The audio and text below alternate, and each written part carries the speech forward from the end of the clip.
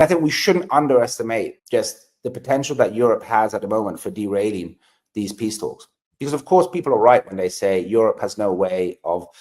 financially and militarily allowing this war to continue. Of course, I mean, if NATO as a whole, with America, hasn't been able to secure a Ukrainian victory on the battlefield, how the hell can purely European NATO, which doesn't even come close in terms of the military production that the US has, and even even if we just were to buy all the stuff from the US, I mean, Europe has big financial issues at the moment. There still is a potential for Europe to be able to if not derail, seriously complicate these talks. I think there are factions within Ukraine that will continue fighting no matter what. How about you could reach a formal agreement, which the Ukrainian government subscribes to, but then you can imagine that the conflict continues in the form of sort of guerrilla warfare with European governments playing a role there. And even if the conflict really comes to a full stop, which I think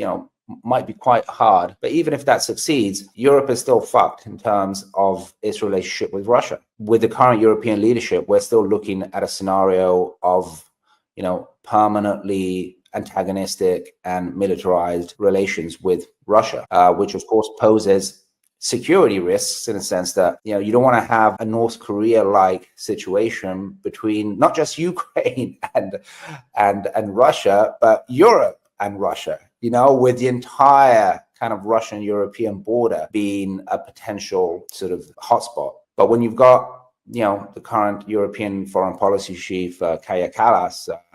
saying just a few weeks ago that Russia should be broken up into six mini-states and that would be the best outcome. And you've got virtually every European leader saying virtually every day that we have to prepare for a Russian invasion that is described as being almost inevitable, and in fact certain. You can see the risks there, as much as willing as Russia may be to reach peace and to renormalize relations, in this context, it's simply impossible.